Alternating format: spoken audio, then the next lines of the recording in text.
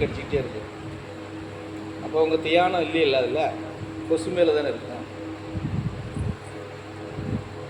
அதெல்லாம் இருக்குது. அதெல்லாம் கொஞ்சம் உட்காந்து பழகுங்க, அப்புறமா உங்களுக்கு வாங்கிக்கலாம்.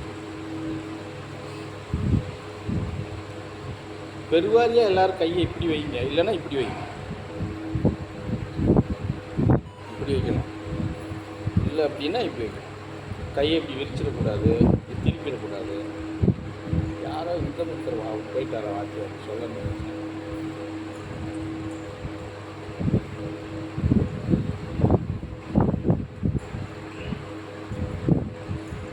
கையை கவுத்தவும் கூடாது, இப்படி வச்சுருந்தா இப்படி விரிக்கவும் கூடாது, ஒட்டி இருக்கணும். சரியா? நம்ம வந்து வாங்கிறதுக்கு தானே இருக்கோம். விரிச்சிட்டுன்னு வச்சுக்கோங்க, ஏதோ ஒன்று ஏதோ கிடைக்கிறது கூட அது கீழே போயிடும். அவங்க பூமாதேவி வாங்கிக்கலாம். இல்லைன்னா அப்படி இல்லைன்னா இப்படி வச்சுக்கணும். இந்த இடத்துல இப்படி ஒட்டி கையை எல்லோரும் இப்படி வச்சுக்கிட்டிங்கன்னா விரியாது.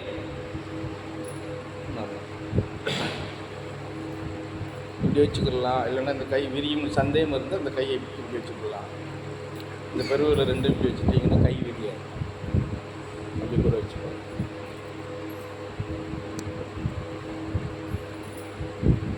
மேக்ஸிமம் 40 நிமிஷம் குறையாமல் உட்காரணும். அப்போ தான் நமக்கு வந்து ஆரம்பத்தில் ஒரு 2 நிமிஷமாவது கிடைக்கும் தியானங்கிறது. அப்புறம் அதிலேருந்து கூட்டிக்கிறது நம்ம போகிறத பொறுத்து இருக்குது. அது எப்படி கூட்டிக்கணுங்கிறது நான் கொஞ்சம் கொஞ்சமாக தான் கூட்ட முடியும். ஒரே இதில் டக்குன்னு அவசரத்தில் சும்மா தான் உட்காந்து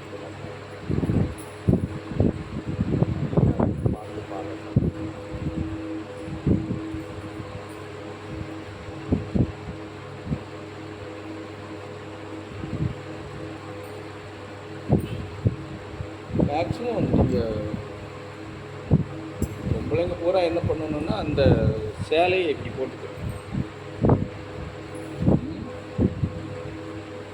லட்சுமி போட்டிருந்தேன்,